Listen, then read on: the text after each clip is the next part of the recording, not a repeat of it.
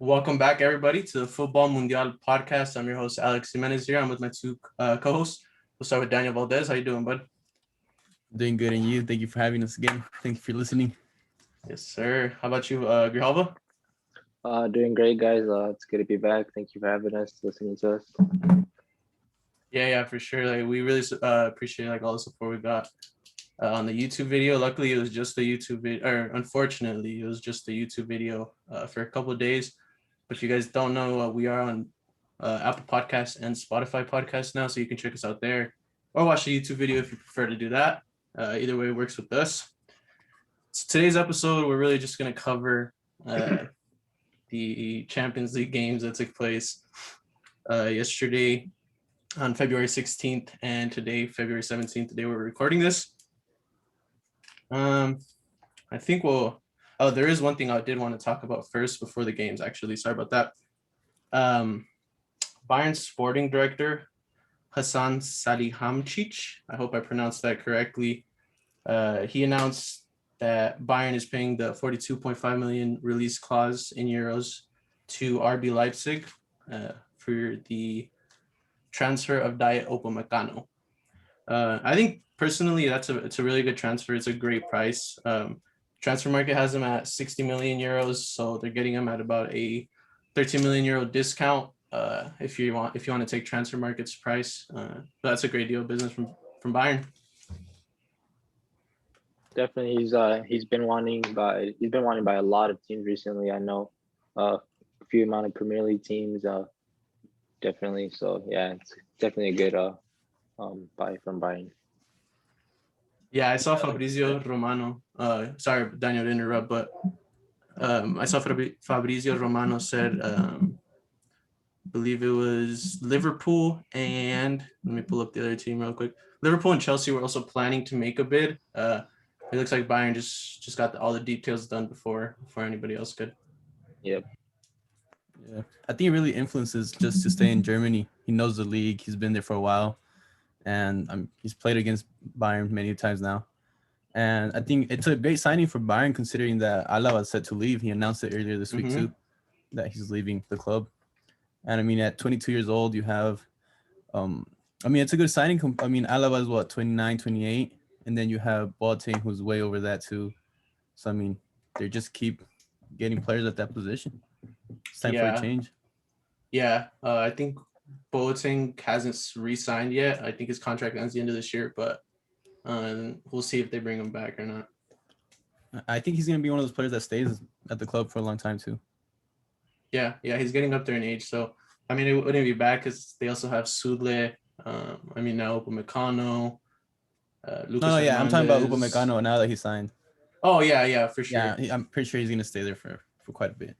Oh, okay, yeah. I thought you were talking about Boateng. Alrighty, but I think with that out the way, we'll just go ahead and move into, I'm sure everybody wants to hear about the UEFA Champions League. A long wait. Feels like round of 16 finally taking place. Really excited we're back. I know we all talked about it. Everyone was pretty excited to watch the games. It's always a long wait between group stages and that round of 16. Especially right now, because it feels like they had rushed all the group games as fast as they could, and then it was just a super long wait until I was like, man, it felt kind of weird. We'll go ahead and start with the first game yesterday at February 16th.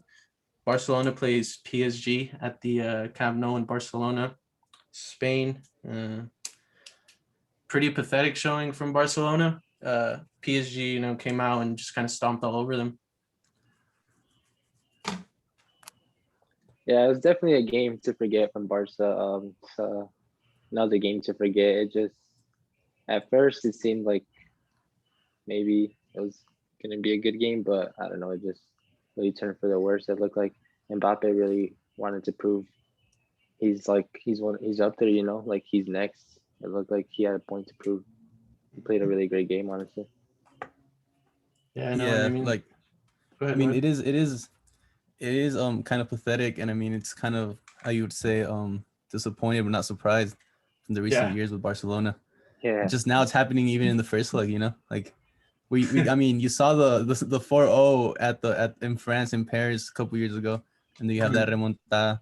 But now, I mean, 4 away goals for PSG. I just don't see how they come back. Yeah, and I think it's a completely different like scenario than then, right? Like the team, I mean, you don't have MSN leading the line. You have Messi, Messi. and that's it. I mean, no offense to the other players, but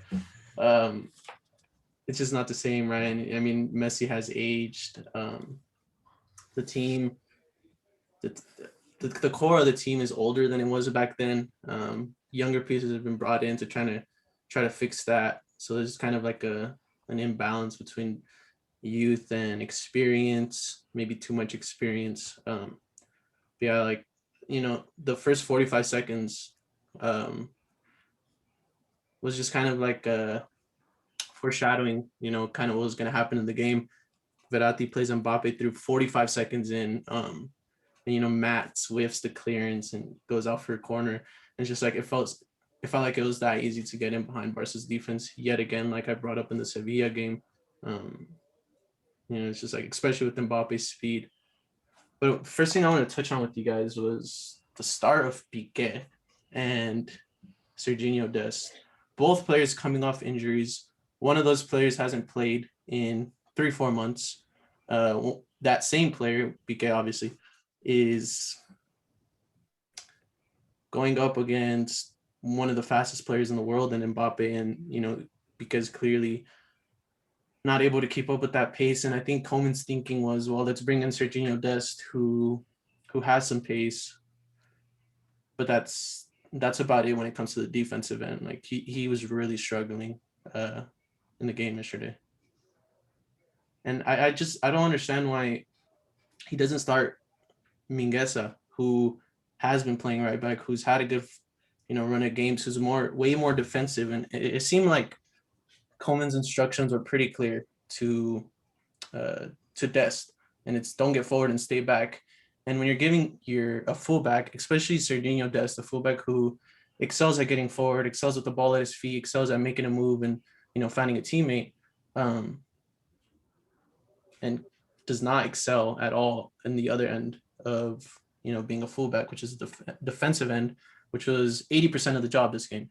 Right, so why not bring in Mingueza, who can defend, who's actually a center back playing right back, and it's still does well going forward. At least he has lately.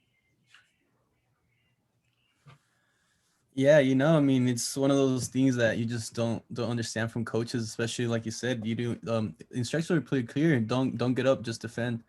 And then you have, I'm pretty sure one of the instructions to Dembele was to come and help, and that didn't help. He has no tactical discipline whatsoever.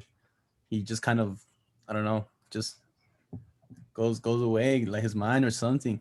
So that's the thing. I mean, you're having an attacking fullback in a sense, trying to just defend, and then he's not getting any help. I mean, Kurzawa looks like he was having a field day out there. Mm-hmm. Whoever went up that left, really. Yeah, touching on that Dembele thing, I forgot what minute it was, but Dembele like lost like a marker like on the right side, and they had like PSG either scored or they had a chance to score, and it's just like that tactical discipline is just not there for him. I hate to compare players, but it's like Dembele and Mbappe, they were compared a lot, and in my opinion, I thought Dembele, he has like his technical ability like is like one of the best, like top, and I don't know, he just needs that extra push sometimes. Like it's just, I don't know, he just needs that little extra push in himself. Yeah, and as a Barca fan, to hear that Barcelona had that Mbappe deal like pretty much closed, and it was just a pick between the two.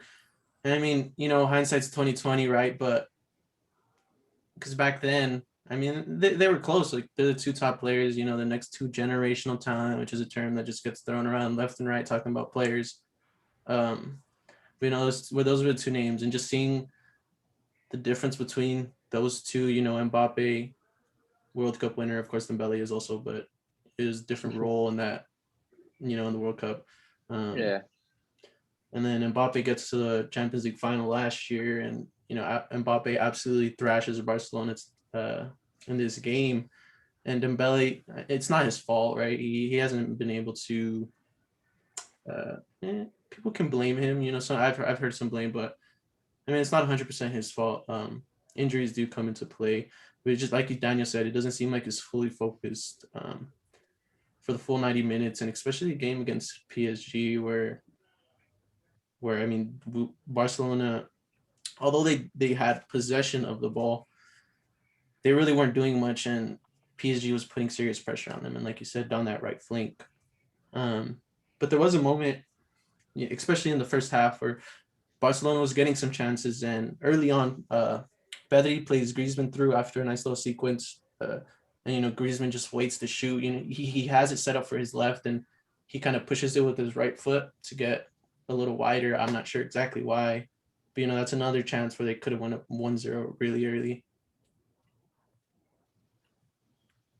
Yeah, he just takes that little extra touch that just kind of takes the chance away. I thought he was gonna chip the keeper right when he saw it. I mean, it's literally a clear chance. Like when you see it, when you replay it, it is a clear chance. It just that little extra touch just doesn't. I feel like he doesn't have that killer instinct sometimes. Yeah, and a lot of people talk about like his conversion rate is really good for for a forward. You know, he scores a lot when he shoots, but it's like okay, I get that, but he doesn't shoot sometimes, or if he does, like he waits way too long, and a real striker, a real forward, not a real one, but a clinical one, you know, a real goal scorer is going to take that split second chance. You know, Suarez, that's all he needed, right? Is a split second chance. And it seems like Griezmann doesn't feel as comfortable sometimes. I always see him get the ball like stuck under his feet. He can't get it in front of him. It kind of seemed maybe that's what happened on that play. But yeah, just a little shortly after, Kurzawa clips Frankie de Jong for what was at first a controversial penalty. But I think the back replay shows that Kurzawa clearly trips him. And, you know, Messi just smashes it home for a 1-0 lead to go up early.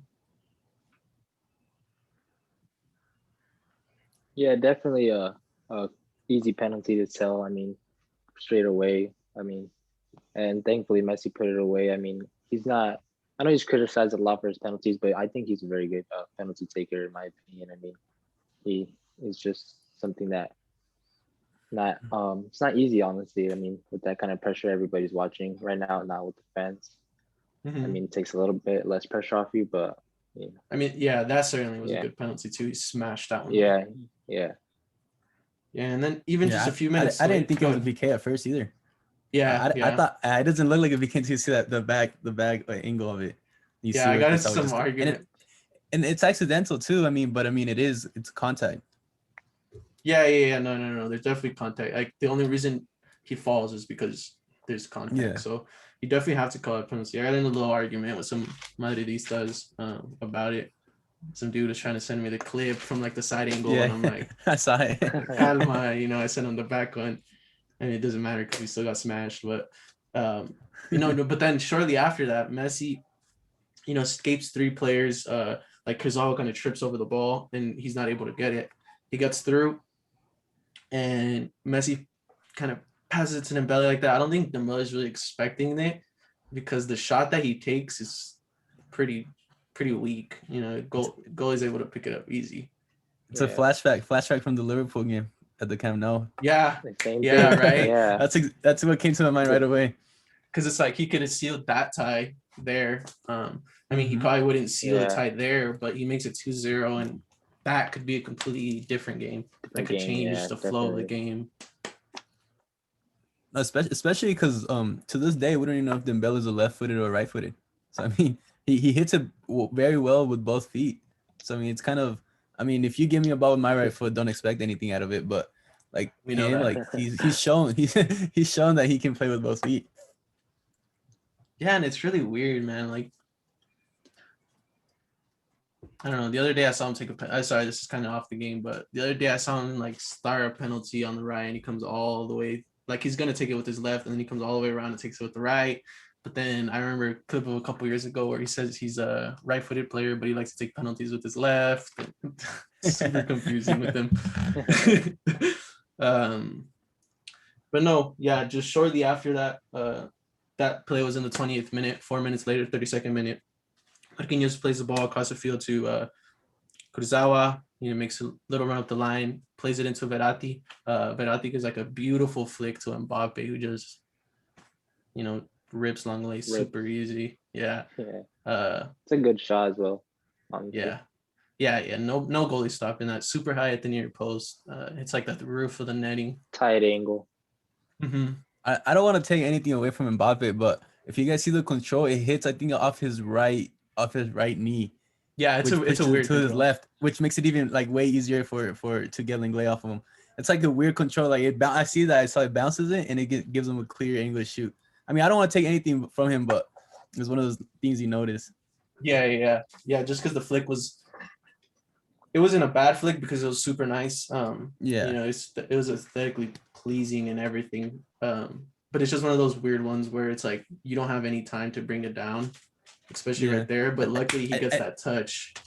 Mm-hmm. Yeah, he tries to bounce it off his knee, I think, and it goes to his left and it just gives him that little extra room. Mm-hmm. It's a great finish though. Yeah.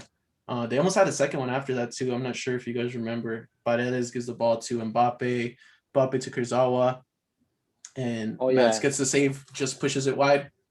So yeah, it's another point where just a few minutes later they get another opportunity. 2 minutes later.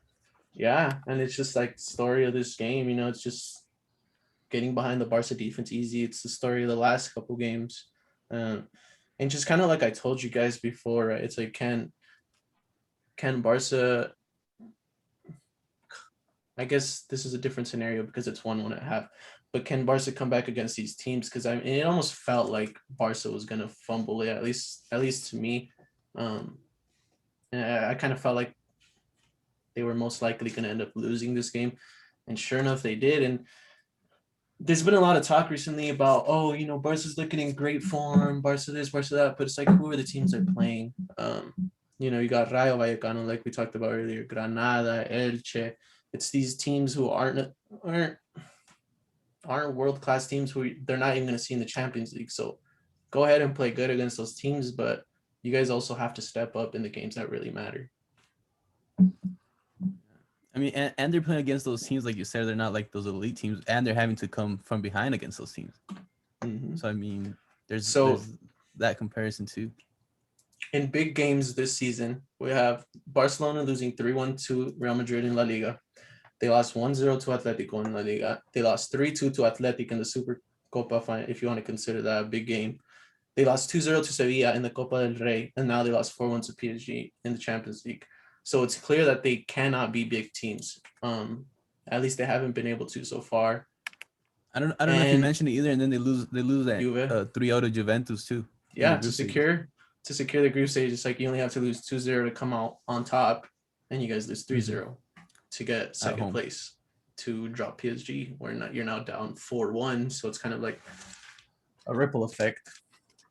Doesn't that one goal affect, like, if they lost 2-0 or something, they would have played like Porto or something like that? Yeah, if they lost 2-0, they would have got first. Yeah. And as we see, Juventus has Porto, which we'll talk about a little later. Even though they're not having the easiest of times, it's definitely an easier draw than PSG. We didn't really talk about Neymar being out, Di Maria being out, and Araujo being out, which is why Piqué had to come in. But yeah, Piqué, I'm not sure if you guys saw that little argument between Piqué and Griezmann. Basically because yelling, trying to tell the team, keep possession. We're suffering here. Andamos sufriendo. And there's a little argument back and forth between Griezmann and Piqué. And a lot of who are making a big deal out of it. I don't think it's anything too crazy. It's the heat of the match, but it is 1-1, and to see them losing composure like that, to see the players kind of knowing, it kind of felt like they knew what was coming in a way. And I think anybody watching that game did. PSG, especially after the 1-1, just went into control. Yeah, it really sucks to see, honestly. Like, you just really hope that Barca can just change change their, I don't want to say their past, but change how they've been playing in these big games in Europe. Just for once, maybe just turn up. It's been a while, but it sucks to see, honestly. Yeah, I just feel like it's one of the things that always happen in games. It's just like the fact that we don't have fans and stuff like that makes it more visible. Or like, I mean, in this case, you can hear it. But I'm pretty sure it's nothing too crazy happens most of the games. Mm-hmm. But like you said, in Barca, I don't want to say they don't have a plan B, but they're one of those teams that suffer a lot when they don't have the ball. Like they suffer more than someone who's not used to. You know what I mean? Like in Atletico can play without the ball for 90 minutes. It doesn't matter. But when Barca don't have the ball, they really, really suffer. Yeah, and it's I feel like the whole way Barca is used to defending is having the ball. And it kind of felt like they were in a way scared to have the ball. Maybe it was just due to them not having the quality to have the ball, especially PSG was, closing down, especially Busquets. Busquets wasn't allowed to have a lot of time on the ball at all. With Verratti in the midfield, with Gay, at least in the first half, it's hard, especially in the midfield to control that midfield. Pochettino came out with the plan to just disrupt them and to not let them have any a possession of the ball. And it worked. I mean, it did work. Yeah, I mean, you saw a Barca midfield who was very like imprecise. They weren't precise at all. Their controls were off. They gave a lot of easy passes away, and it's just one of the things. I mean, they say a lot of games are won and lost in the midfield. And one of the players that have really stood out to me ever since Pochettino took over is Paredes. Ooh, I Paredes just wanted has to. I was really about to bring benefited. him up. What a fucking He's player, really man. benefited from Pochettino's appointment at PSG. Yeah, and I mean he's the one who starts the second goal, right, to go up 1-0. But it is just kind of plays Florenzi down the line. Beautiful ball. Florenzi is just on by Dest, and then Florenzi takes it up. There's a cross. Piqué tries to clear it. It's a bad clearance. Unfortunately, Ter Stegen tries diving to save it, not knowing that because he didn't get the touch, falls straight to Mbappe, and he has an open goal. There's just some players in the way, but Mbappe's not missing that. Yeah. No, yeah, Paredes he's showing his class ever since. I mean, he's been showing even. I mean, I think he started in the Champions League final last year, but ever since Pochettino took over, he's been like their main man in the midfield. Yeah, no, him as a like deep line playmaker, especially when you have like Gay and Verratti, who are excellent ball winners right in front of him. That's not necessarily what Perez is known for, being more defensive, especially when you're playing like as the deepest midfielder. It's nice to have those two guys who can pick up that defensive slack, especially when it's not really your strong suit or what you're there to do. I did want to talk about that Mbappe run, just super quick, just to touch on it. I'm sure you guys saw it where he kind of pulls it back, dribbles through Messi and about 3 other Barca players, I want to say, and it was a super nice run. And I kind of miss seeing Messi still does it, but I miss seeing Messi make runs like those. He's a little older now, he doesn't have the legs to like really go at and drive at defenses like that. Take 3, 4, 5, 6 players on. He still does. Don't get me wrong. He still does it from time to time, but seeing he just doesn't Mbappe have that able pace to, no more. yeah, he doesn't. Yeah, I mean, seeing Mbappe be able to like shine on that stage at the age of 22, like many people said, he just made Camp Nou his playground and was terrorizing the defense, was terrorizing Piqué, was terrorizing Dest, and I'm not saying Mingueza would have necessarily neutralized that or stopped him. I just think there would have been a better chance to stop him if he was on the field, especially rather than Serginho Dest. Or even Araujo being there, honestly. Could have made a big difference as well. He's very Especially athletic. Yeah, that's what I was going to say, especially with his pace and strength. It's just nice to see, as much as we hate it, Mbappe showing out at the big stages. Because he's been criticized a lot for just, he plays in the Farmers League, in the French League, blah, blah, blah. Mm-hmm. And you can tell the things he's achieved by this age, and it's only going to get better. Yeah, no. Champions League and, the whole game of soccer, football, whatever you want to call it, is definitely in good hands, especially with him and certain other striker we'll talk about a little bit later.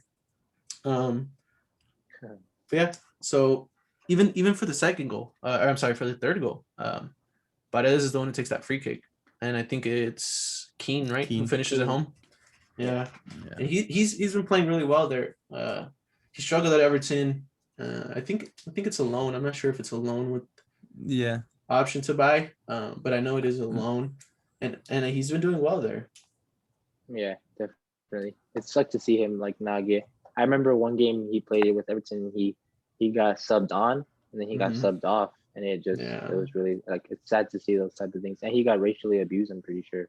So Yeah, it sucks to see like players go through that, but when they make that breakthrough like he is going through right now, it's really nice. I think that culture He of is young too. PSG He's just 20 fits years him. old. Yeah. He's really Yeah, young. yeah. And I think that culture of just like PSG, these players more his age, players I'm sure he gets along with better. It just seems like he's having a lot more fun there. Even in the league, he's excelling and he's doing a lot better.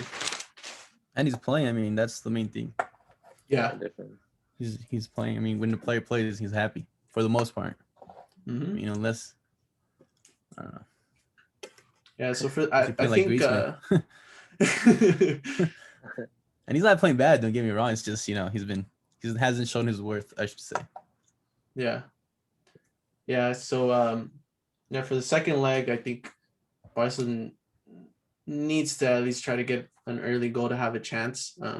Personally, I just don't see a way back into this, especially that the game's being back in Paris. I know there's no crowds and because of the whole coronavirus issue, but I just don't think it's going to be likely that they get back into this time. Unfortunately, like you said, at least this time it's over in the first leg. At least this time I don't get my heart broken thinking there's a chance. And we still have to see if Neymar and Di Maria come back, because I mean, we're talking about this whole Mbappe and Keane, who's having a good run, but I mean, their star player Neymar, and that guy's a baller. And Di Maria helps this team out a lot. Yeah, we should see if they're back by the second leg. Hopefully by then Araujo's back. I'm not sure exactly what Barca needs to do. Luckily, I'm not the coach that needs to figure that out. Koeman has a big job ahead of him. But I do know one thing is that a core of Jordi Alba on the left side, Busquets holding, and Langley and Piqué is not going to work. It hasn't worked in years past. I'll give you a couple. I'm not sure if all of those featured in every single one of these games, but I'll give you a little rundown of the last 4 years for Barcelona in the Champions League. PSG 4-0, Juve 3-0, Roma 3-0, Liverpool 4-0, Bayern 8-2, and now Barca PSG 4-1. And they're just getting exposed on this stage, and the lack of a sporting plan, the lack of a direction, and kind of stupid, expensive signings have just kind of slowly ruined the state of this club. And it's pretty sad to see, considering where they were, what is it, 6 years ago now, when they won it back in 2015 with MSN. I saw a tweet. I don't remember who it was saying that. How come people don't mention the 4-1 win against Roma, the 3-0 against Liverpool, and it's just one of these, how you can remember that when those come in the first leg and then the second leg they just trash you. Those absolutely don't matter. How are you going to mention those when you still got knocked out? And it just shows the mental weakness and the mental fragility of this team. It's like, I hate to go back to the same question I asked last week, but it's like, can this team come back against a good team? Can they even beat a good team? Like, do they have the mentality? Do they have the drive to like play a full 90 plus minutes, or in the Champions League case, 180 minutes? Do they have the drive? Do they have the to do it? And I don't think they do.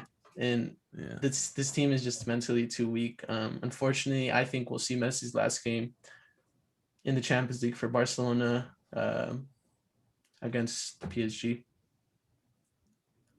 And maybe it's going to be against his next club. We'll see. Potentially. Yeah. If I was Messi, I would not mind moving to Paris, living my best last few years in Paris. Yeah, we'll see what happens with Mbappe, because he's not tied down right now either. But if somehow, in some way, they can like make a front line of Messi, Neymar and Mbappe. Mbappe, Eminem. That'd be pretty. That'd That'd be pretty be wild, pretty man. crazy. Yeah, that'd be crazy. That'd be super fun to watch. Just imagine like Mbappe just running in behind, getting fed by Messi and Neymar every game. That's incredible. Yeah. But like I said, I don't think this tie. I think this tie is all about over. Just the 90 minutes that need to be played, and we'll move on with it. But basically, like I said, Barca has two different shots to. This will be my last point, and we'll move on to the next game. Barca has two shots to prove that they can come back against a big team. The 2-0 down against Sevilla in the Copa del Rey, and an unlikelier comeback 4-1 against PSG in the Champions League. And those are two games where they can prove me wrong. I mean, I'm sure they don't care about proving me wrong. They're more worried about the win, but it's a way to prove everyone else wrong, because everyone at this point thinks, and I mean, pretty much knows that Barca is probably too weak to come back in either of those games. But can they do it? Who knows? We'll see. You guys want to move on to yeah, one can only cross their fingers and pray. You guys want to move on to that next game? I don't think they come back against either team. I don't see it. So we'll go ahead and move on to Leipzig versus Liverpool. Leipzig is technically the home team in this leg, but because of coronavirus restrictions, Germany basically banned entry from any countries who have been in contact with like the mutation strain of COVID, which is why Liverpool wasn't able to come into the Leipzig home.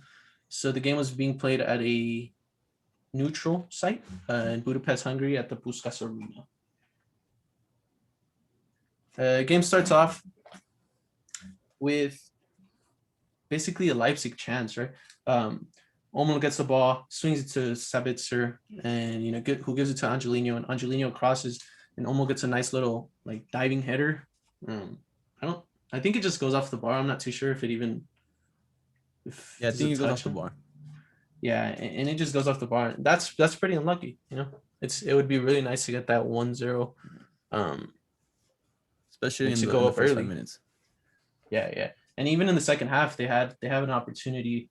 I think it was Olmo to Nkunku, who he tries to chip Allison. And at that point, a half is still 0-0, right? So that's another opportunity where they could go up 1-0. Yeah, it's just those things that in these type of games you got to put them away. Exactly. It's like you always hear coaches say you don't want to get scored on in the first 5 minutes and the last 5 minutes of the game, because it changes the whole plan you have, for the game. Mm-hmm. So you got to take advantage. I mean, I don't know. I mean, the first one where Olmo hits the post, I mean, what really more can you do? I mean, but it's just one of those things that you just got to pray and it goes in.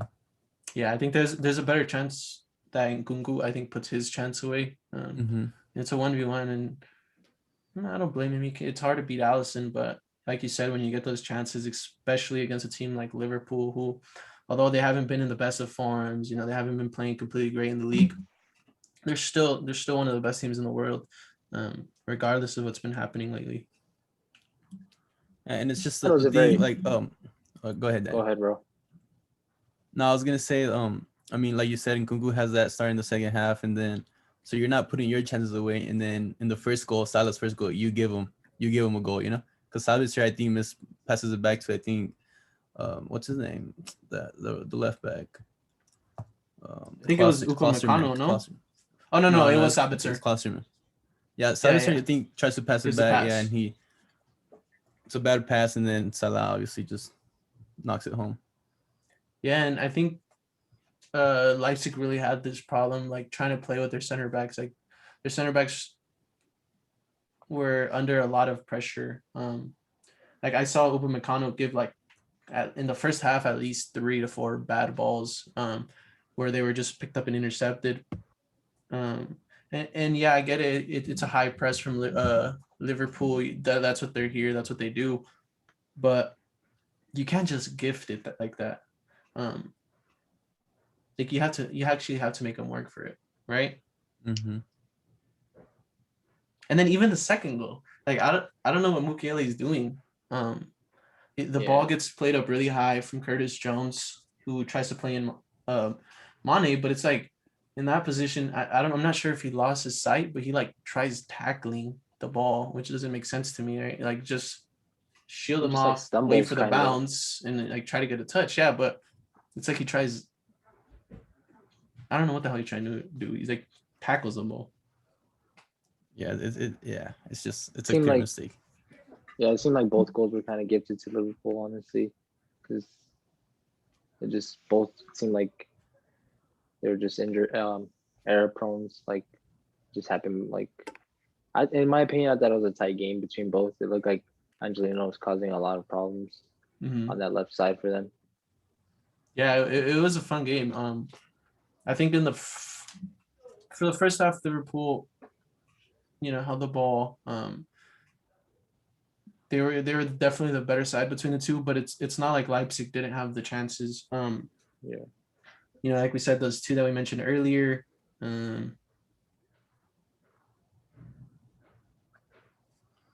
We talked about we did talk about the Mukiele goal, but yeah, like you said, Angelino was given the freedom to push really high with those three center backs, and he was creating a lot of issues for Liverpool. But like we said, they weren't able to produce, the finishing touch. Yeah. Angelino had an opportunity towards the end of the game where it's like a half volley and he completely whiffs it. And lately he's been hitting those, like in the Bundesliga. He scored a few goals this season, and he's been playing really well. Ones like that against United in the group stages, I think, if I'm not mistaken. Yeah, and then which actually sends them through. Yeah. And then there's another one right before the game ends where Adams plays Hwang Hee-chan in, and it's like a 1v1, and he kind of tries to chip Allison, but he just chips it just wide. And, like we said, that's another opportunity. That's like I'm not an XG model guy. I don't know exactly what the XG on the shots were, but I'd assume at least Nkunku's and Hwang Hee-chan's had a pretty high XG where you want to finish at least one of those chances. And if one of those chances goes in, you're 2-1, you still have a good chance. They still have a good chance now, but it's a lot harder. If you go to Anfield and you score 3. Exactly. And they have to score at least two to get extra time. Mm-hmm. And then you're going to need the third to win, if not by penalties.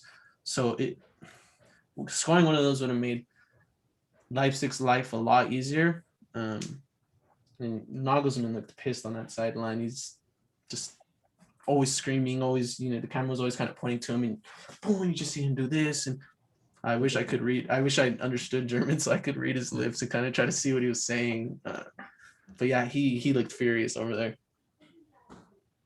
But I think overall Leipzig played well. You're not going to dominate Liverpool. And I think Liverpool, although they won the game, I don't want to say they were necessarily bad, but their struggles continue to show. They gave up, like I said, 3 chances where they possibly could have been a goal.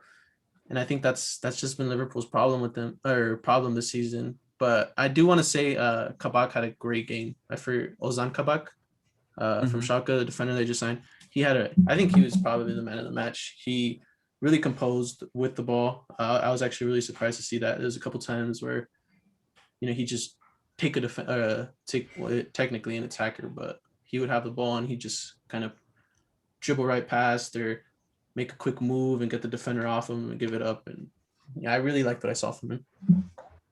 Yeah, especially being new to the system. I mean, pretty sure he doesn't have more than a month there. Yeah, and especially in that Liverpool system where most of the time you're high, you're kind of exposed. And he's playing next to Jordan Henderson, who isn't even he's a makeshift center back, right? He's actually a midfielder. I think this was probably one of the games I enjoyed watching the most, though, for sure. Probably the one I enjoyed. And like you said, Liverpool didn't dominate, and Leipzig's midfield did not have the best of their games. They were kind of off. So yeah, I'm really excited to see how that next leg goes. I hope Leipzig can nick one away early to get that Be 2-1 and try to interesting. put them under Yeah. pressure. Yeah, that would be an interesting tie. You can just tell that they're missing a goal scorer like they had in Werner. Hmm. Definitely. They haven't been able to replace him. Yeah, and Nkunku's like, I don't even think. I mean, I don't know too much about Leipzig. I don't know too much about Nkunku either. But I don't even think he's a striker. He's more of like a No, he's like a a cam, 10 a or like a winger, second yeah. striker. You know, yeah. I've even seen him play winger. So when that's, I feel like they have a lot of kind of like a Barca problem, right?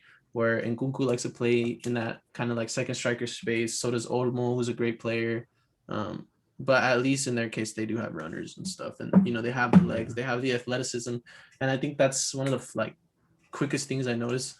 The difference between like the Barca game and this game is like the intensity from both teams. Both of these teams have legs. Both of these teams can press, and I mean that's what they do best, right? You got two of probably the best counter pressing teams in the world, or counter pressing coaches in the world, in Julian Nagelsmann and Jurgen Klopp. I'd like to see Nagelsmann make a move soon, maybe at the end of the season, maybe one more season at Leipzig.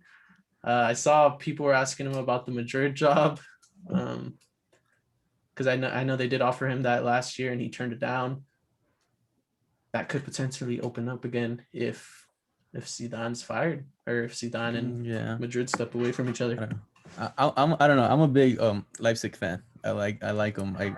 I do follow them a little bit more than I should, maybe on our side of the world we're at. But they're an interesting team. I like the whole like system, the whole.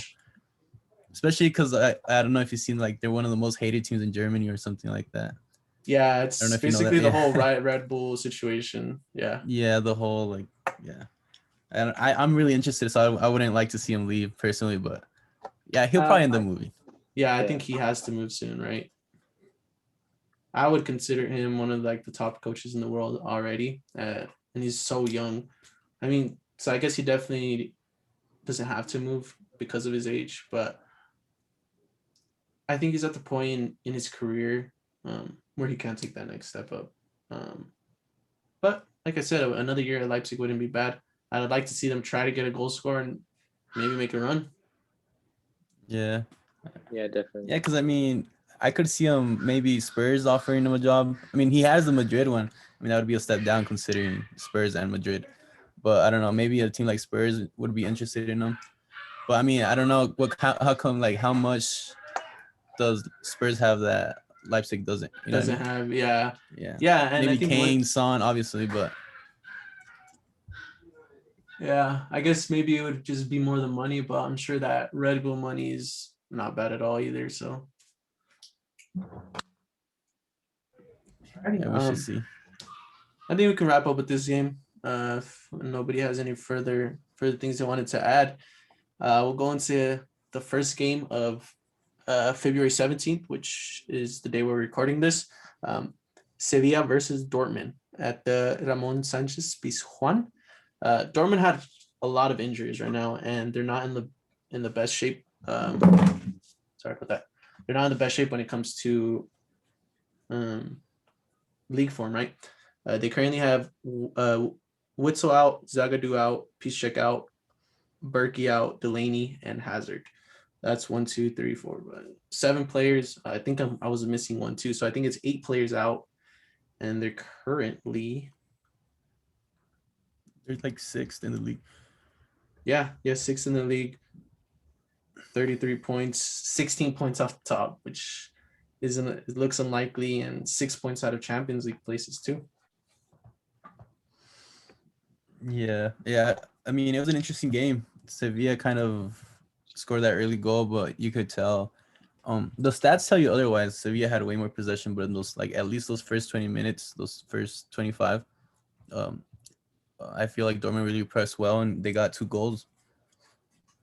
Yeah, that Suso goal came really early, and even then it wasn't the greatest goal. He fakes with his left like he's gonna shoot, cuts it back to his right, and it's like a pretty weak shot with his right, and the only reason it goes in is because it's a deflection. Mm-hmm. But other than that, you know, Sevilla didn't look too good. They didn't hold possession well, and they were just allowing Dortmund to get all over them. That's a beautiful strike by Dahoud, by the way. You know, for the 1-1, He, dribbling left, cuts it in on his right foot, one touch, and beautiful goal. People, honestly, yeah. Yeah, I noticed that too. Sevilla looked like they were just really kind of sitting back, soaking in that pressure, just kind of letting Dortmund play their game. So it's kind of not strange to see, but I kind of expected a little more out of them. But I mean, it wasn't a bad game from them, honestly. Could have been better. Yeah, no, I think you're right when you say like, you kind of want to expect more from them, and it is a little disappointing. I think someone that needs to be talked about on that team is Rakitic, who for me, I've seen a lot of La Liga fans giving him a lot of praise. I'm not trying to say he's not a good player. He's bad, but I mean, he was invisible today, and the only time he was visible, he screws up a terrible pass trying to give it to Papu. They're both under pressure. Yeah. They're both under pressure, and he could dink it over. Maybe he doesn't see the pressure coming, but it's such a tight space right there. With I think there's two defenders behind them, and then one behind Papu who's receiving, and that's how he loses it. And I think they did a lot better when he came off, maybe because it was already 2-1, and in the second half, which Sevilla obviously is going to do a little better. Mm-hmm. Yeah. Or it was 3-1, sorry. No, but yeah, that Haaland goal is, beautiful. He just drives, and there's no really any pressure from anyone. He gives a 1-2, and Sancho flicks this beautifully back to him, and he just finishes sliding with his with his left, to make it 2-1, and then the Rakitic terrible pass comes shortly after. It's a 3v2, and you just see Haaland reads the game perfectly. There's already another attacker. I don't remember exactly who it was. Haaland's here, and he just kind of curls around the player with the ball to attack that open space on the right-hand side to give him another option. And like I tweeted this, but when you see Haaland attacking an empty space, it's like he's getting chased by a fucking killer, like a dog who's like, when you're a little kid and like a dog's chasing you and you're just running for your life. That's what it looks like. Haaland's running like every single time, and his ability to just read that and get there, it's right now in the world is second to none. Yeah. No, yeah, it's crazy. It's crazy, especially when you see the stand, like the thing he has. What's it called? Like his stature. Yeah, like he's so big, and just like the steps, like there's like he takes such big strides, and strides. That's the word I was looking for. And like he's fast. It's scary. I'd be scared of defending against a guy like that, to be honest. Yeah, man, and like the stride, like you said, his strides are crazy. He's just so fast, and he's just so good. The guy's a killer. That's what it's telling you. Like Barca is missing that type of player, like a killer, someone who's gonna finish the chances off. Yeah, definitely. Who's gonna create those chances for himself too. Mm-hmm. Like he's the one that's creating those chances through like his move. I mean, he's not creating them. Like obviously it's a 3v2 in that situation. They're gonna get a chance either way, but his movement is like so key to these attacks with Dortmund, and especially these two against his 2 goals against Sevilla. This guy is going to be a menace for the next 10 years. God forbid any injuries or anything like that happens. But like I said, this game is in safe hands with him and Mbappe. Yeah, definitely. I wanted to touch on his last goal of the game. That shot that he takes, it's a really tight shot. And it was honestly my favorite goal of the night. It just the angle he's at and how he's positioned himself. It's just from playing myself and experience. Like that's a tight shot right there. It's really hard to make that. Especially at 20 years old. I mean, he's only 20 years old. It's crazy. Yeah. I don't want to ask you guys this because it's a pretty popular question right now. And I hate to ask to make you guys like choose between the two, but who are you guys taking, Mbappe or Haaland?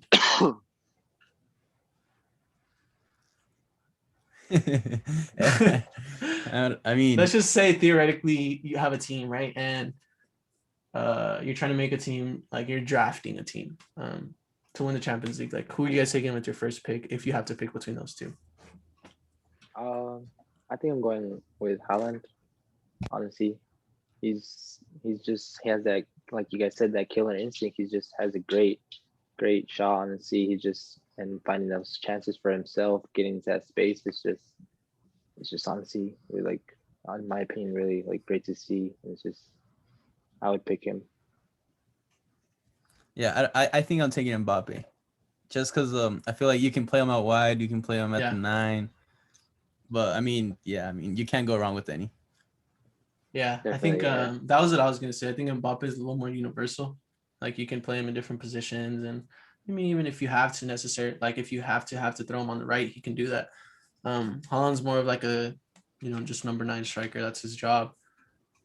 But damn, that's a hard question. But I think I would probably have to choose Holland because I was gonna say as a defender, I'd be more scared seeing him run at me. But then at the same time, just think of like Mbappe, just running in behind with his pace. I'll go Holland just because his size, the amount of like power that he Just the generates behind his presence, shots the presence he has. sometimes. Yeah, and Yeah. like he doesn't even need a wind up. Like he just rips it. Like there was a Yeah, save that Bono had to make. I don't remember exactly the minute, but like he just rips him and Bono makes it's a good save, but you can just hear the power behind like both his shot and the save. Yeah, I don't like when you see it. I think you can see like I don't know if it's on Dortmund's YouTube or the for sure Norway's when he's training with the national team, and you see Mhm. like his finishings, and it's crazy. Just like the finishes he has, the Mhm. power, especially like you said, like the power he has behind the shot. It's crazy. It's crazy to see. And the fact that he doesn't even like really have to wind it up to get that to generate that much power, that's crazy. But anyways, back to the game. In about like the 60th minute, Sevilla makes a couple subs. It's about 3 subs. They switch more to go like at the 5 at the back. You see Fernando drop in between the 2 center backs and to make that line of 3. And then I think it's Navas and Escudero as like the wing backs.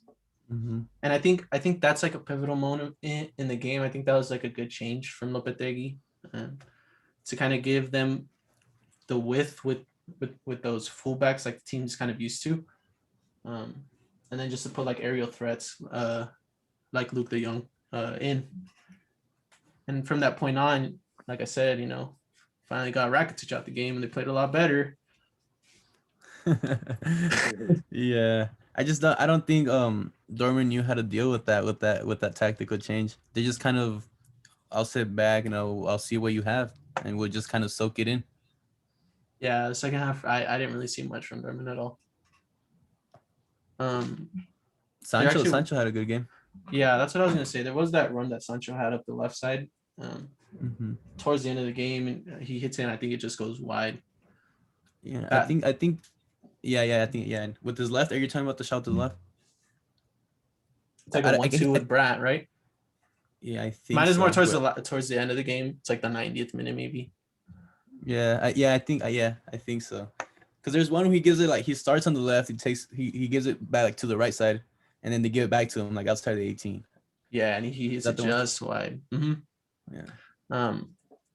But another point I wanted to make was, or another thing I wanted to bring up was Oscar Rodriguez. That sub was kind of pivotal because his dead ball ability is crazy. He's a former Madrid player who was on, I think it was a loan at Leganes for a year, and then he made the change to Sevilla. But he comes in, and it might even be his first touch is a free kick, and it like flicks the wall, hits the post, and then it hits. I think his name, the goalie for Dortmund, his name's also hits. It hits him in like the hand, but he tries to pull it away. And it's a really weird thing because usually when you see a free kick hit the wall like that and come back and hit the goalie, it'll usually just go in, right? But this one did end up going out. And then shortly after that, Oscar gets another free kick a little further. This is about the 84th minute. He gets another dead ball, and he lifts a nice ball into the box, and this is finally when Sevilla gets the goal. Like I said, Luke de Jong, the presence that he offers, aerially and in the box, He just slaps it home with his right foot to make it 2-1, and that's a huge goal for Sevilla in this tie. Yeah, it kind of reminds me of the PSG goal, the King goal. Totally unmarked, just too easy inside of the 6, the goalie's 6-yard. I mean, it's just, and especially when, like we're saying, don't give up goals like at the beginning of the half or at the end. And it's like you said, the 84th, 85th, last 5-6 minutes of the game, you can't afford to give something up like that.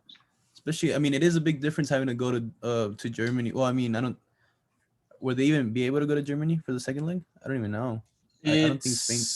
I think it's still up in the air, I want to say. Go ahead and keep talking. I'll look that up right now. Well, anyway, I mean, you go and you have to score 3, and now you only have to score 2. You know what I mean? I mean, one goal is huge. Yeah. And it's just those little things that keep happening with Dortmund, where they just don't finish games off, or they don't they showed up today, but I have that feeling that they're I don't want to say chokers, but like games that really matter, like especially in the Bundesliga when they're like second place and they can beat Bayern and go to first, and they choke that game. It's like a 4-1, 5-1. They kind of have that struggle too. Just really quick, I think I couldn't find anything, so I think they're okay. Because I don't think the mutation of like the new strain has hit Spain. I might be wrong on this completely, but I'm pretty sure they'll be okay to play in Dortmund. Good matchup to see. Yeah, this is a fun little tie. One thing I did want to bring up though was just kind of how I know it's Holland and everything, and you know Dortmund has a good attack, but I feel like Sevilla was just a bit lackadaisical. And like I said, I wanted to bring up the stat. Sevilla let more goals in 44 minutes than they did in their previous 10 games. And I know it was only 2 goals, which is like, I mean, it's something that can happen in a game. But from a team that had been so secure defensively, with Diego Carlos, with Koundé, with Fernando, with Bono playing his ass off, it is a bit disappointing to see those goals go in maybe how they did. I definitely think they could have been prevented, but especially against a team that hasn't been in too good of a form. Yeah, exactly. I did not expect this. I thought it was gonna be like a 1-0, 0-0, even maybe, or 2-1. Not a 3-2 game, especially in favor of Dortmund. Yeah, no, definitely. It was definitely a fun game. I'm really excited to see how that, like you said, how that next leg goes. I personally think Sevilla will come back. I'm gonna go out on a ledge and say that it might come back to bite me in the butt, but I think Lopetegui will learn from this game. Will pick up on some of Dortmund's weaknesses. We might even see that 5 at the back start. It's not even a 5 at the back. It's 3. Those wing backs push up so high you can consider them left and right mids. It's kind of like Leipzig's. But yeah, like I said, I think Sevilla can pull it back. They need 2 though, right? They can't win a 1-0. So yeah. No, it's a 2-0. I think Dortmund goes through in this one. You got him. Yeah, we'll see. It'll definitely be a fun game to watch. Alrighty, if that's all for this one, I think we can move on to the last game of this Champions League week. We got Porto versus Juve at the Estadio do Dragão. Hopefully, I'm pronouncing that right. In Porto, Portugal. Coming into this game, Porto had never beat Juve, going 1 draw and 5 losses. And they had actually also been unscored on in their previous 5 Champions League games. Porto, is a very defensive team, and we saw that today.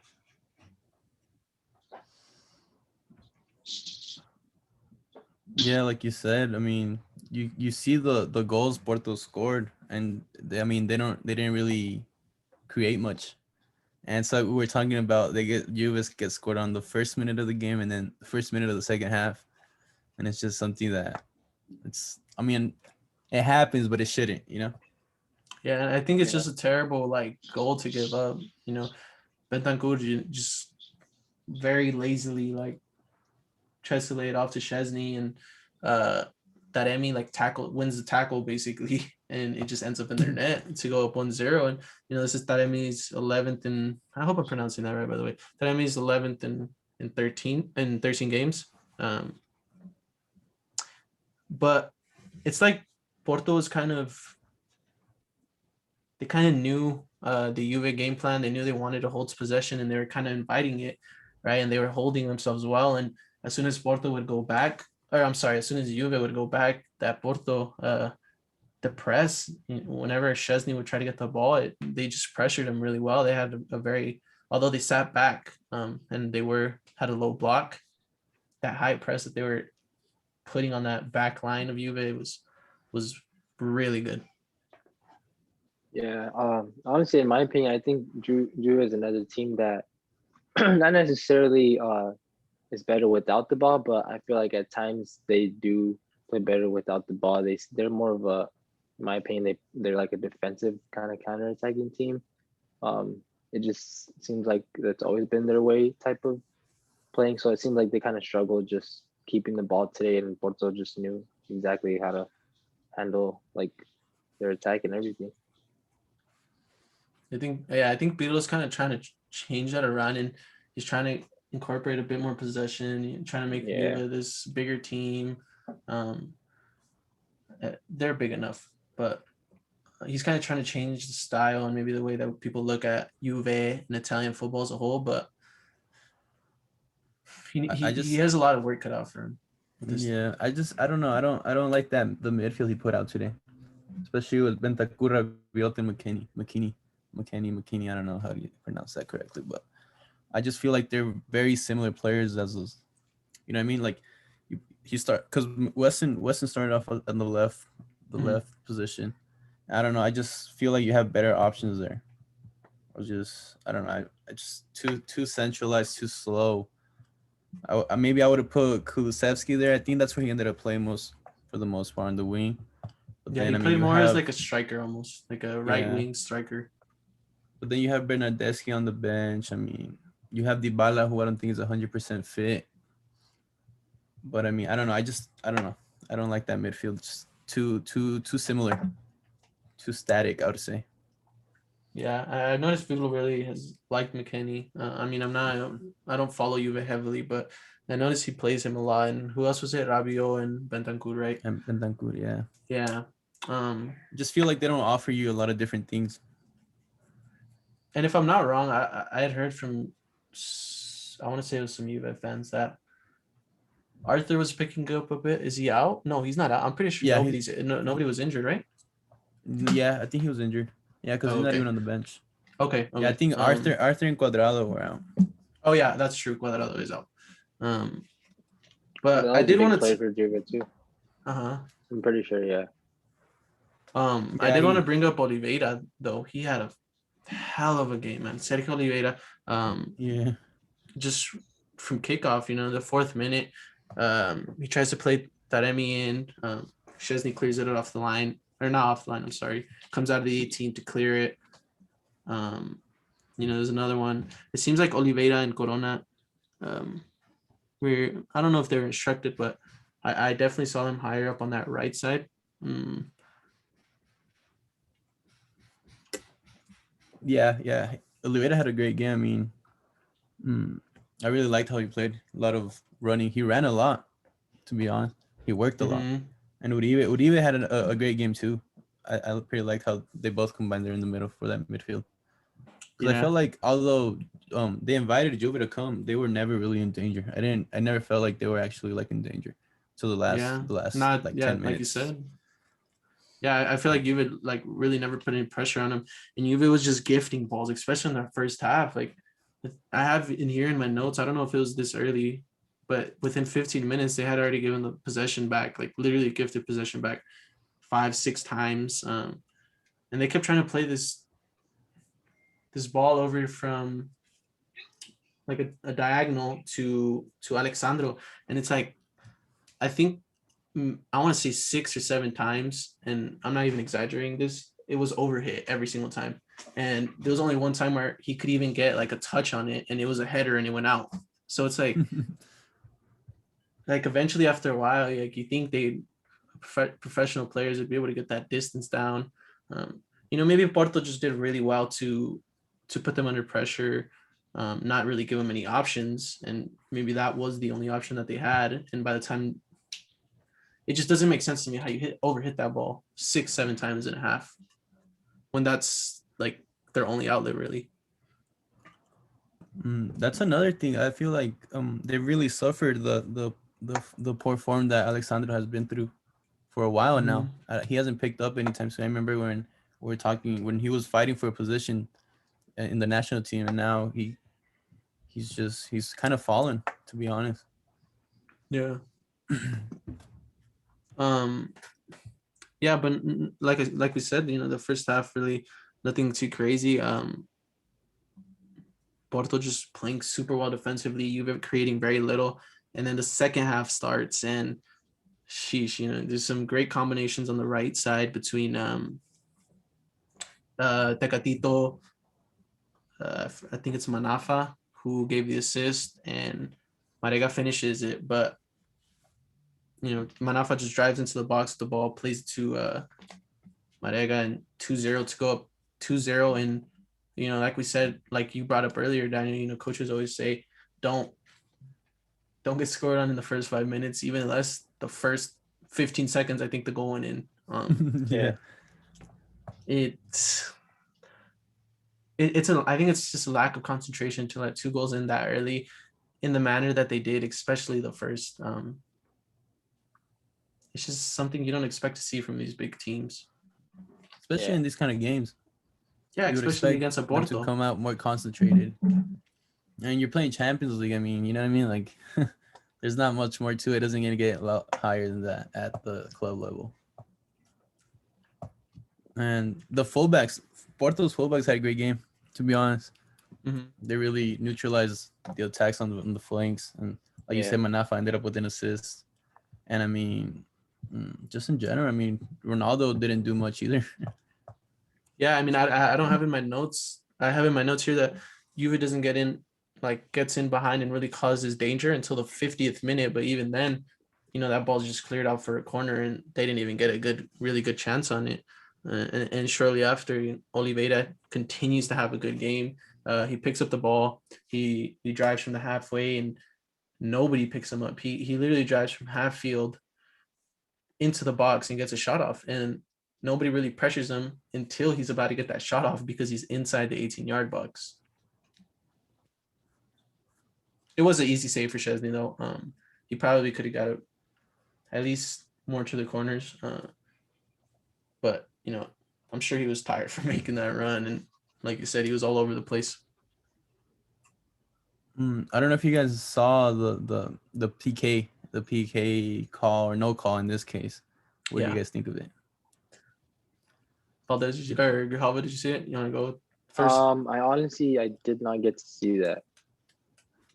Yeah, it was in the very literally. I think it might have been the last play. It was the 94th minute.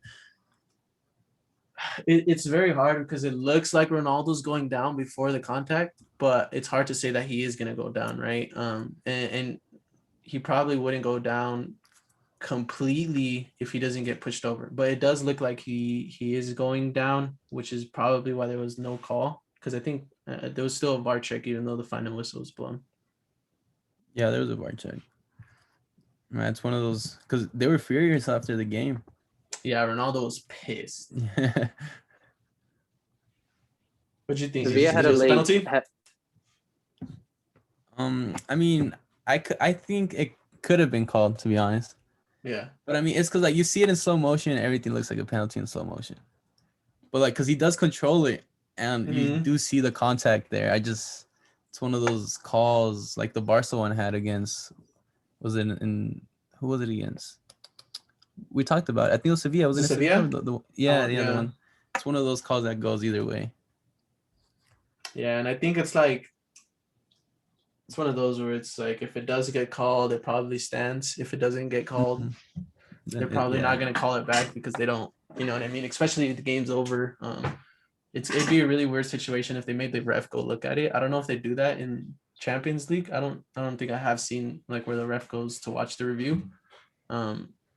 They might, but it would be a really weird situation to have him go do that, him come back, and then like if his decision stands, oh, no penalty still, and it would just be super weird. I'm glad it definitely wasn't though. But Juve was able to nick the away goal. Alexandro gives a good ball to Rabiot, who makes the run from the middle down the left flank, and he gives across to Chiesa, who hits it from the right side across the goal to the left with his right foot. It was a really good finish, 2-1, and that could be an important away goal. Because I mean, all they have to do is win 1-0 at home, right? Yeah. Definitely something they can do. Especially coming towards the end of the game. It's one of those things that kind of, when you look at the overall performance they had, it was kind of disappointing from Juve. And then you get that little moment and you score that goal and now you're back in it like nothing. Yeah, Juve played a terrible game besides maybe the last 20 minutes. Mm-hmm. No, and I don't want to one of those things. Porto deserves a lot of credit, although their goals weren't like, I mean, at least the first wasn't the greatest. They deserve a lot of credit for the defensive solidity that they had and their ability to pressure high, even though they wanted to play that low block. Like I said, there was so many errors that they forced, that they literally went out and forced. And there were, like I said, there were a lot of like those overhead passes from Juve, but like, there's a reason that goal was given up. It's just that high pressure that Porto has, and I'd like to see how they come out in the second game. I'd assume they'd probably come out the same way, trying to sit deeper, but definitely going for the press, because it's clear that Juve isn't too comfortable, especially with possession back there. Yeah, but I mean, then again, it is one goal. I mean, I'd be interested in knowing how Juve come out, to be honest. Do they come out all out attack? Do they wait a little? Do they invite Porto maybe? Because I mean, they're only one goal away.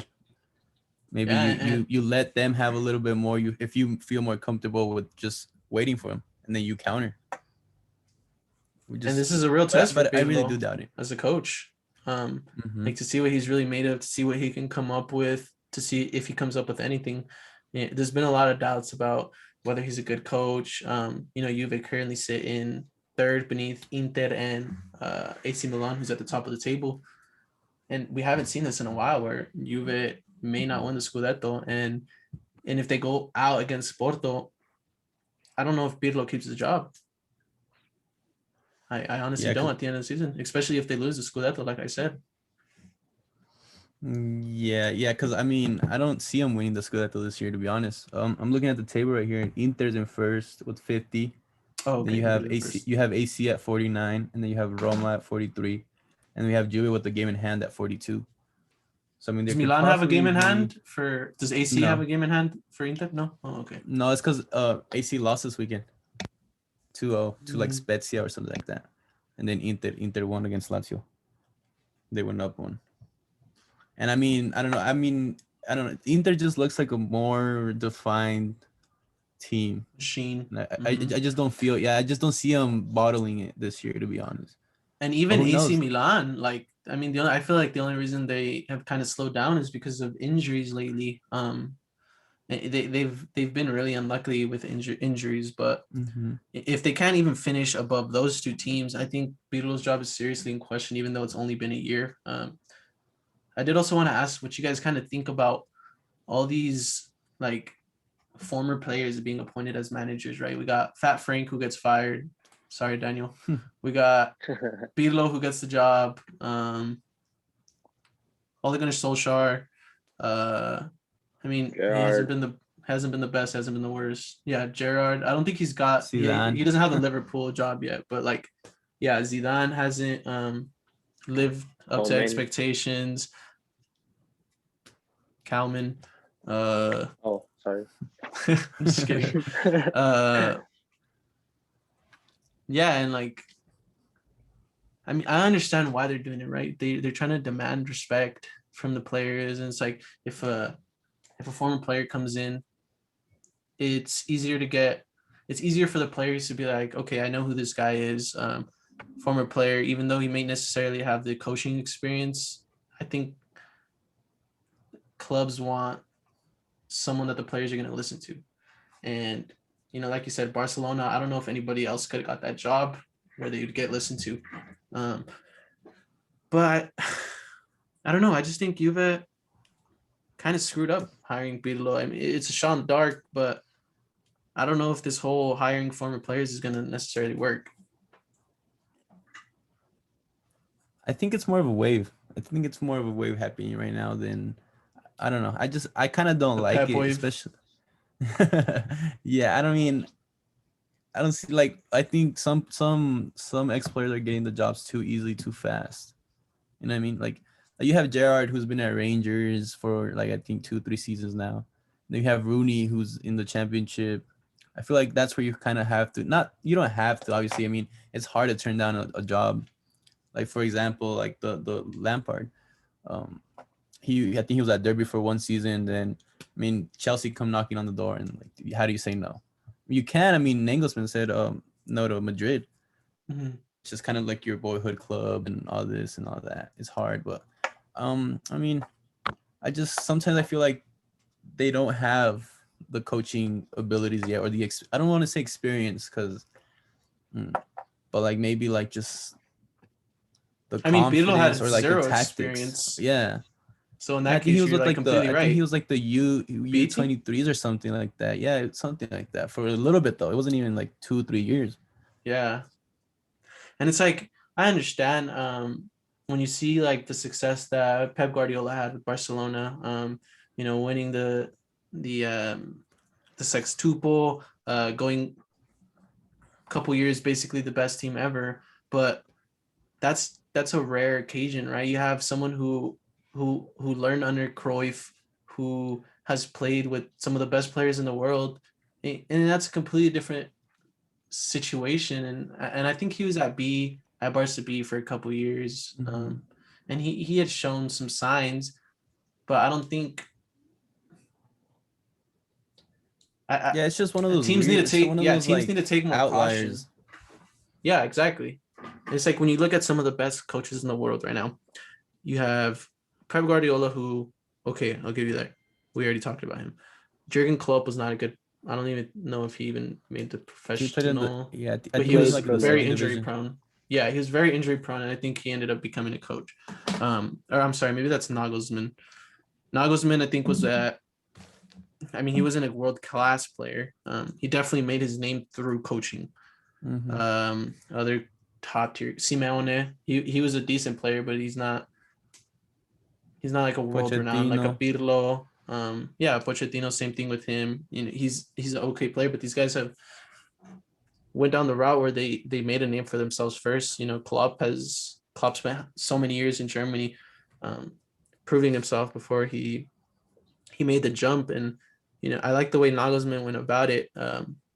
Denying that Madrid job and trying to get a couple more years of experience, especially at his age. I think that's the route that teams, especially big teams, need to start focusing more on. It's not always going to be these world-class players who come out, and although they have genius minds, it doesn't translate perfectly. It's a whole different situation. Yeah. Or you just take a look at Chelsea right now. Yeah. Exactly.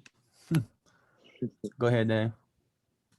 I was gonna say, in my opinion, honestly, with like professional clubs like that and managing, I honestly, it takes experience. Honestly, I mean, you have to know how to prepare for certain games, how to come out and play against certain teams, like how to interact with your players.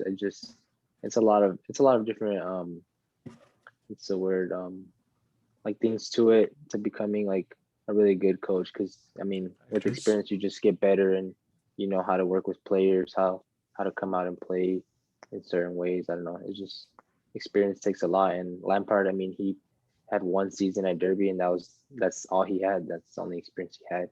And then he brought in coaching staff too. That, I mean, none of them have ever like coached a professional team either like that too. Like at least the first team, they were all youth coaches. So I mean, it's that experience that's really needed at the top level. Yeah, and then at this level, it's just not coaching. You have to learn how to deal with egos. Man management, you have to learn how to deal with the Yeah. press, with everything that goes around you. It's like a 24-hour job, and I mean, and like you said, I mean, they were part of they were in that kind of like world, the soccer world. But I mean, you don't see. I'm pretty sure they never experienced like the same thing managers do with the press, with the media, how you deal with that when you're asked about players. You know what I mean? Like it's a whole different thing. It's not like you just go and coach. Because I mean, I'm pretty sure that if they're coaches, I mean, they have their licenses, they've learned, they have their tactics. But it's just like Daniel said, I mean, experience is needed sometimes. But I don't like Yeah, putting too much emphasis on experience either, because I don't know. It's just one of those things. I don't like to rely on, oh, you need experience. You know what I mean? yeah. But you can definitely tell though, like with Pirlo right now, perfect example. Because I mean, they weren't playing great with what's his name, with Sarri either. But Sorry. Hmm. I think there was better options out there. I think Pochettino was free by then, wasn't he? In the summer, I think he was free in the summer. Yeah. Because Because Mourinho Mourinho came in took last over. Yeah, season. Hmm.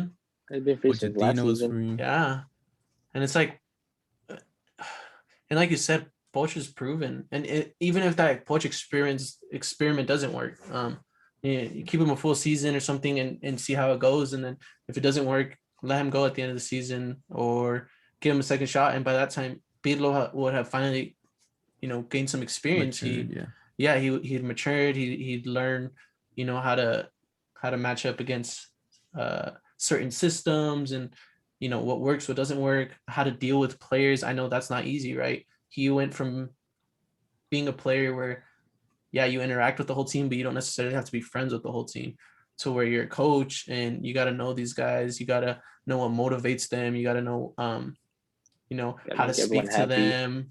Yeah, what makes someone happy, like how to know when they're unhappy. It's just so many factors as being coach. It's not the same thing. Doesn't translate exactly from being a player to a coach. I mean, I don't think he's done too bad, especially like you said. It looks like he's trying to change the Italian way. He's trying to Mhm. get out of that defensive comfort and trying to make him play more possession, more attacking. I mean, he does have his pros and his cons, as any manager does, but it hasn't been working out. Especially, I mean, I'm pretty sure you're not going to win the Scudetto. I don't see him winning the Champions League, and I think they're in the final of the Copa though. If anything, they'll pull the Copa through. Mhm. But I don't. That's about it. I seen him. Yeah, and that's the same. That's the situation that I didn't want Xavi to be dragged into, especially without a president at Barcelona, without, I don't want to say this, but without a clear plan, right? You still have Messi. What is he going to do next season? At this point, I think it's kind of clear. Um, but at the beginning of the season, that wasn't 100% clear. We didn't even know what we had going on with this team. And I think there needs to be a complete overhaul. Sorry to like bring this to a completely different topic. But yeah, there needs to Yeah, I be a mean, little right. more time between hiring a coach and letting him show what he's made of, if that makes sense. Mhm. Yeah. Yeah, because I mean, right now, Barca. I mean, you're under intense pressure. Whoever would have taken that job. I mean, right now there's really nothing that makes you want to go to Barca except for the fact that they pay ridiculous wages. You live in Catalonia and you play with. I mean, they do have some of the best players in the world, but they're not. It's just sad to see that they're not really. I don't want to say they're not competitive, but they're not one of like the favorites anymore, I should say. A threat. They're not seen as a Yeah, threat. yeah. Like any Yeah. team that plays Barca, I feel like they don't think what they used to think of Barca. I mean, you know what I mean? No, I literally read off every single big game they have, and they haven't won a single one. They beat Juve at the beginning of the season, but Juve obviously is not in a good state themselves, and they got smashed a couple weeks later. So it's hard to say, but I don't know if you can consider Barca a giant at this state anymore, and I don't know if I would even consider them the second best team in Spain, which is kind of sad to like think of and to say out loud. But Atletico has been more impressive to me. Sevilla has been more impressive to me. Um, I'll just leave it at those two because Real Madrid hasn't been great. So see, that play good football too. I mean, they're not at that level, but I like the way they play. Yeah, Even their form has Villarreal, dipped a bit, but yeah. um, just to see him losing these big games against every big team they've played is worrying and embarrassing.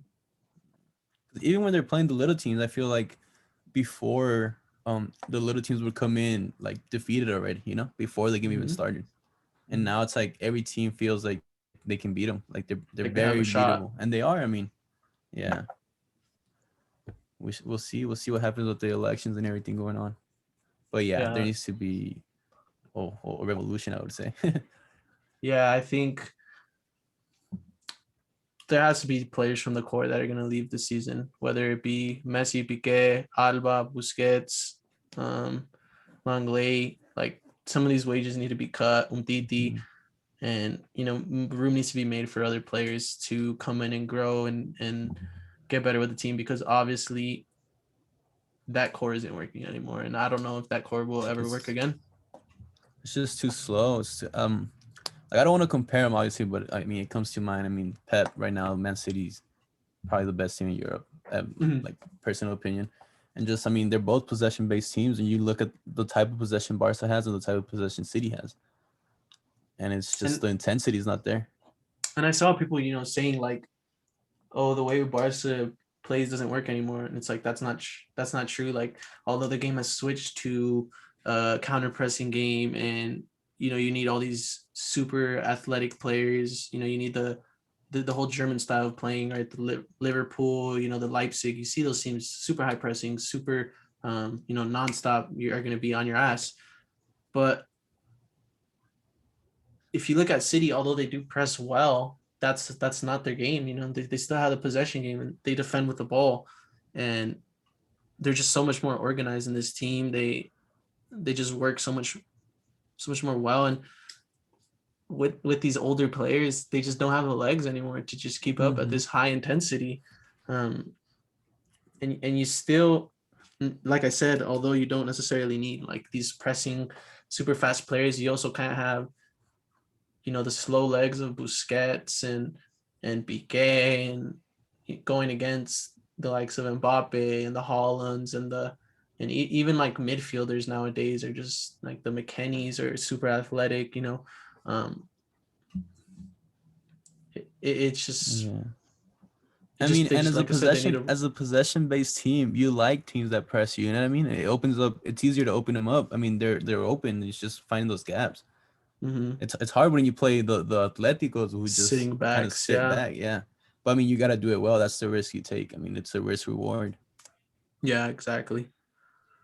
But yeah, I think we can pretty much wrap it up for this episode. We'll be releasing the next episode covering Atletico versus Chelsea, Lazio versus Liverpool, Atalanta versus Real Madrid, and Borussia Mönchengladbach versus Man City for the rest of the round of 16 games, which will be taking place on Tuesday and Wednesday.